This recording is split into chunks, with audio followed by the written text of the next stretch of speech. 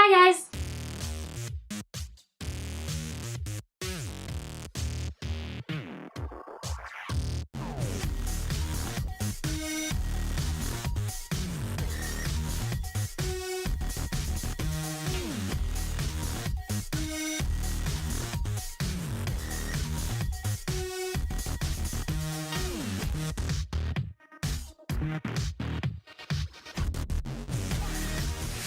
So if you haven't realized this yet, I'm a fangirl.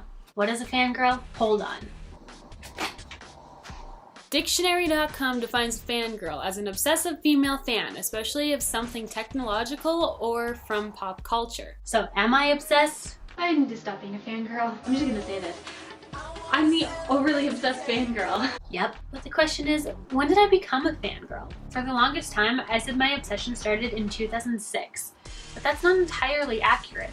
The first time I fangirled over something was in 2004. My obsession with anything celebrity or Hollywood started with a song from The Princess Diaries 2, The Royal Engagement. What was the song? It was Because You Live by Jesse McCartney. I don't know. 8-year-old Marissa enjoyed this song. I said that I loved Jesse after I heard it. However, I knew nothing about him or the music he made. I didn't even know what he looked like. I just played the song on repeat. Then the music video started playing on Family Channel. Now I knew what he looked like. Alright, I was obsessed. For years, I had this massive poster of a 17-year-old Jesse McCartney hanging on the wall. I think I still have that poster somewhere. 2006. This was the year I moved from Ontario to Alberta. This is where things started to get really bad. I found a new obsession. What was it? 3 words. High School Musical. Okay, so maybe it wasn't so much the movie as an actor in it. Yes, like most girls my age, I was in love with Zac Efron. Can you blame me though? Have you seen the guy? I knew everything there was to know about the movie. Zac, or anyone in it for that matter. I even went so far as wanting to paint my room the colors of East High. Thinking about that now, I'm glad I didn't go for the red and white. But you know, that didn't stop me from painting my room red, green, and yellow in junior high. I'll explain that in a little bit. In 2007, I was in love with the Jonas Brothers. I went all or nothing with my obsession for them. I started listening to their music and I was hooked.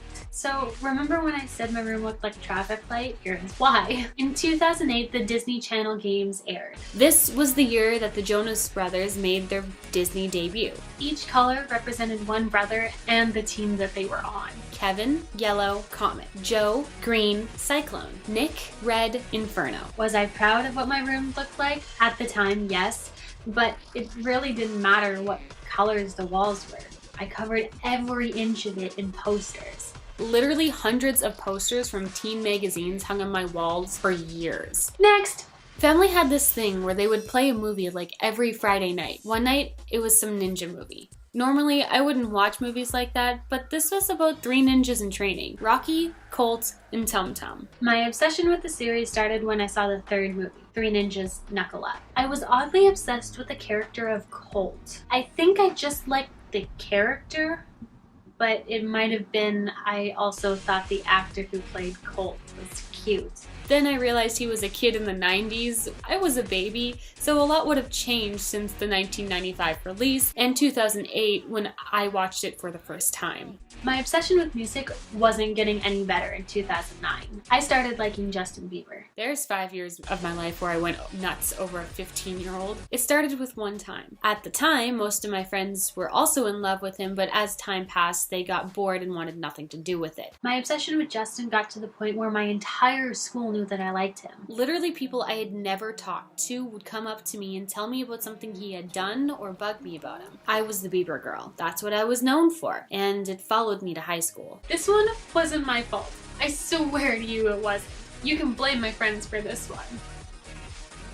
I didn't know there were people on YouTube that made videos that weren't music videos or fan edits. I didn't know that was a thing. So when they introduced me to that world, I was gone. It started with a video called How to Speak Internet. Basically, this was just where 3 YouTubers sat in front of a camera and quizzed themselves on the slang of the internet. After that, I sat for hours on end watching every single Dan Is Not on Fire video I could find. It got to the point where I wasn't hearing my own voice in my head anymore. I was hearing the voice of Dan Howell. Cool. I was listening to a British guy almost 24 hours a day for about a week. Then came Amazing Phil, Dan and Phil. The amount of time I spent watching their videos was ridiculous. ridiculous. Sometimes I wish I never knew about YouTubers. Then maybe I wouldn't have so many damn videos on my watch later playlist. Moving on.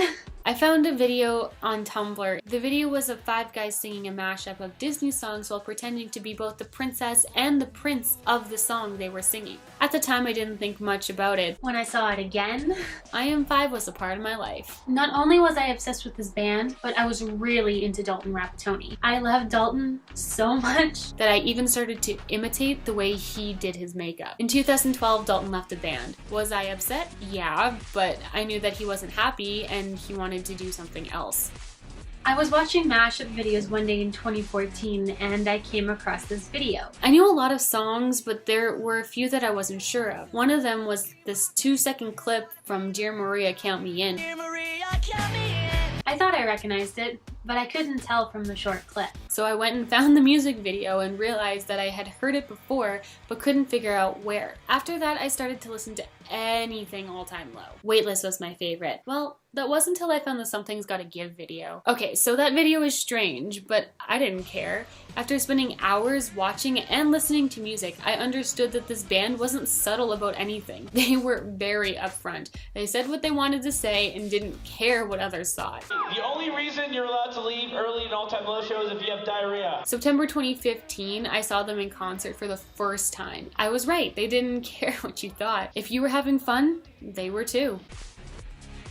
June 16th, I started listening to the Backstreet Boys. I had always been a fan, but I knew maybe 3 songs. As I lay in bed that night, I noticed that I had started crying while listening to the music. Ooh, emotional connection. Ironically though, my obsession didn't start with Backstreet. It started with Aaron Carter. I made this video in May. Basically all it was me talking about how I was obsessed with Aaron. You know, thinking about it, I wasn't really into him. I think it was more of me just feeling like I missed part of the early 2000s when every teenage girl was in love with him. It started with Aaron, moved on to the band before finally moving specifically to Nick Carter. Long story short, I went to Nick's Calgary concert, and do I even need to explain what happened after that? Like, I don't remember a single word that Nick actually said to me. And here we are today.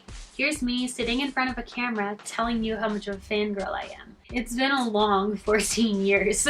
I could go on, but this video is already long enough. So do I need to say more? Bye guys.